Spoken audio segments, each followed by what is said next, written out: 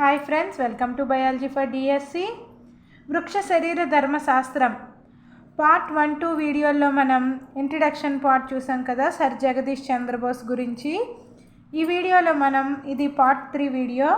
ఈ వీడియోలో మనం మొక్కలలో రవాణా అంటే దీనిలో మరలా అధ్యాయాలు ఉన్నాయి కదా, 6 అధ్యాయాలు ఉన్నాయి. మొదటి అధ్యాయం మొక్కలలో రవాణా. దీనిలో మరలా 6 పార్ట్స్గా విభజించారనమాట మొదటి అధ్యాయాన్ని. దీనిలో రవాణా సాధనాలు 1.1 అనమాట. 1.2 మొక్క నీటి సంబంధాలు. 1.3 నీటి దూరస్థ రవాణా. 1.4 బాష్పోత్సేకం. 1.5 ఖనిజ పోషకాల శోషణ రవాణా. 1.6 పోషక కణజాలం ద్వారా రవాణా. ఉత్పత్తి కేంద్రం నుంచి వినియోగ కేంద్రానికి ప్రవాహం.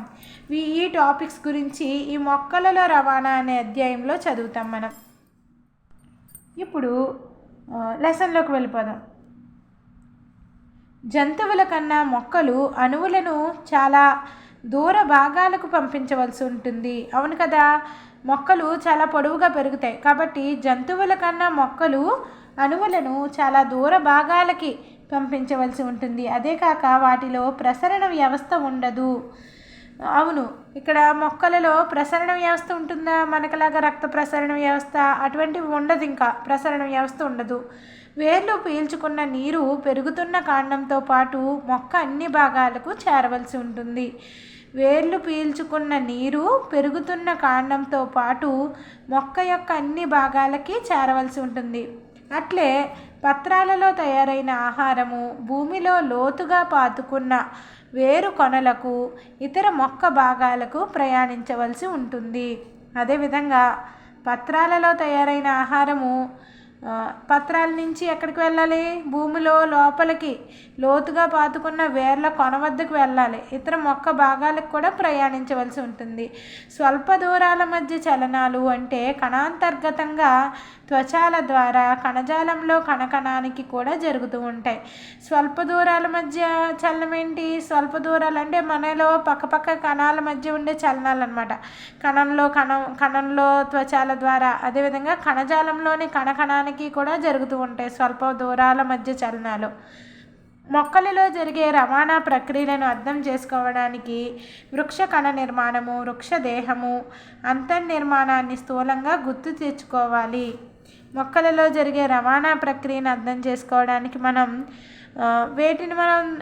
వేటి గురించి తెలుసుకోవాలి? వృక్ష కణం యొక్క నిర్మాణము, వృక్ష దేహము, అంతర్నిర్మాణాన్ని స్థూలంగా గుర్తు తెచ్చుకోవాలి. అట్లే విసరణ, రసాయన సక్మము, అయాన్లు మొదలైన అంశాలను ప్రామాణికంగా తెలుసుకోవాల్సి ఉంటుంది. మనకి ఈ మొక్కలలో జరిగే రవాణా ప్రక్రియలను అర్థం చేసుకోవాలంటే వృక్ష కణ నిర్మాణం గురించి తెలుసుకోవాలి, వృక్ష దేహం గురించి తెలుసుకోవాలి, వృక్ష దేహము, అదేవిధంగా అంతర్నిర్మాణం, వృక్షం లోపల ఏ విధంగా అంతర్నిర్మాణము ఏ విధంగా జరిగి ఉంటుంది అనే దాని గురించి స్థూలంగా మనకి గుర్తు తెచ్చుకోవాల్సి ఉంటుంది. అదేవిధంగా ఇంకేం తెలుసుకోవాలి మనం?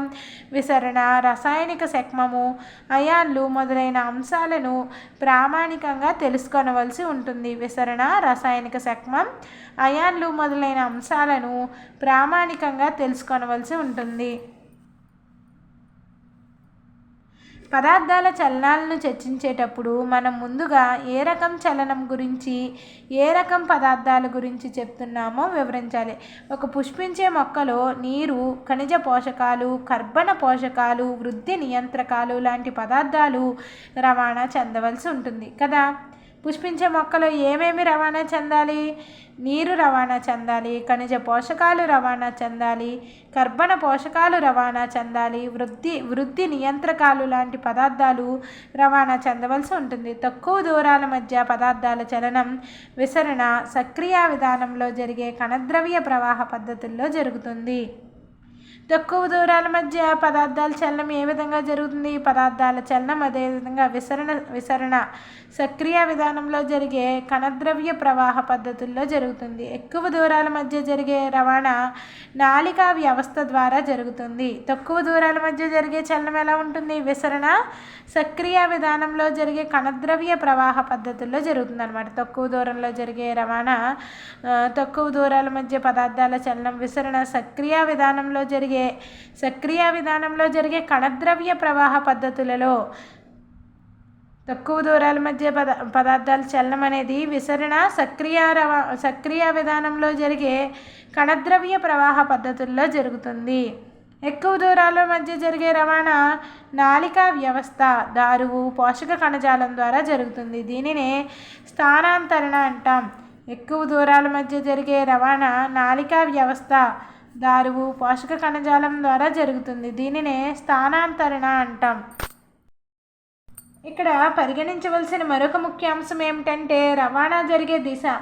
నేలలో నాటుకొని ఉన్న మొక్క దారువు ద్వారా జరిగే రవాణా నీరు ఖనిజాల రవాణా తప్పనిసరిగా ఒకే దిశలో అంటే వేరు నుంచి కాండం వైపు జరుగుతుంది. మనకి ఇక్కడ ఏంటి మరొక విషయం పరిగణించాలి మనం. ఆ ముఖ్యాంశం ఏంటి? రవాణా జరిగే దిశని కూడా పరిగణించాలి. నేలలో నాటుకుని ఉన్న మొక్క దారువు ద్వారా జరిగే రవాణా తప్పనిసరిగా ఎలా ఉంటుంది? ఒకే దిశలో ఉంటుందన్నమాట. ఒకే దిశలో అంటే వేరు నుంచి కాండం వైపు అంటే పై వైపు ఉంటుందన్నమాట. దారువు ద్వారా జరిగే రవాణా ఒకే దిశలో ఉంటుంది. వేరు నుంచి కాండం అంటే వేరు భూమిలో ఉంటుంది కాబట్టి పై వైపున ఉంటుంది అనమాట. అయితే సేంద్రియ ఖనిజ పోషకాలు అనేక దిశలలో రవాణా చెందుతాయి. అయితే ఇక్కడ మరలా సేంద్రియ ఖనిజ పోషకాలు వంటివి అనేక దిశలలో రవాణా చెందవలసి ఉంటుంది. పత్రాలలో తయారైన కర్బనిక సమ్మేళనాలు మొక్క అన్ని భాగాలలోకి నిల్వ చేసే భాగాలతో సహా ఎగుమతి చెందుతాయి. నిల్వ చేసి ఉన్న అంగాల నుంచి ఇవి మరలా ఇతర భాగాలకి చెల్లిస్తాయి.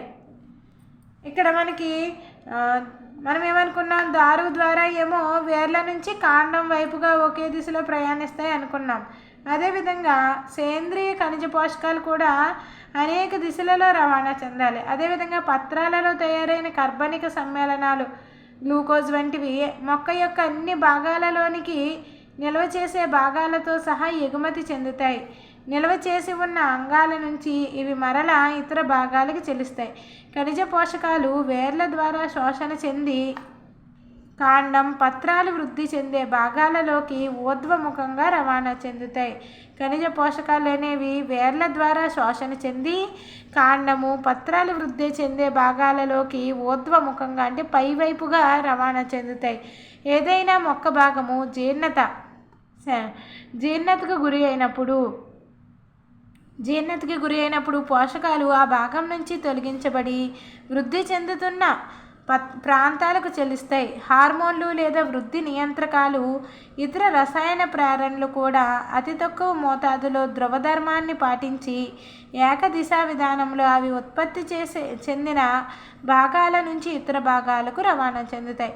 హార్మోన్లు లేదా వృద్ధి నియంత్రకాలు ఇతర రసాయనిక ప్రేరణలు కూడా అతి తక్కువ మోతాదులో ధ్రువధర్మాన్ని పాటించి ఏకదిశా విధానంలో అవి ఉత్పత్తి చెందిన భాగాల నుంచి ఇతర భాగాలకి రవాణా చెందుతాయి. కాబట్టి పుష్పించే మొక్కలు ఒక సంక్లిష్టమైన పద్ధతిలో అనేక దిశలలో ఒకేసారి పదార్థాల రవాణా జరుగుతూ ఉంటుందని, కాకపోతే క్రమబద్ధీకరించి ఉన్నది. ప్రతి అంగము నుంచి కొన్ని పదార్థాలు నిష్క్రమిస్తూ అంటే ఇతర పదార్థాలను స్వీకరిస్తూ ఉంటుందని తెలుస్తుంది. ప్రతి అంగం నుంచి కొన్ని పదార్థాలు నిష్క్రమిస్తూ ఉంటే ఇతర పదార్థాలనేమో స్వీకరించడం అనేది జరుగుతుంది.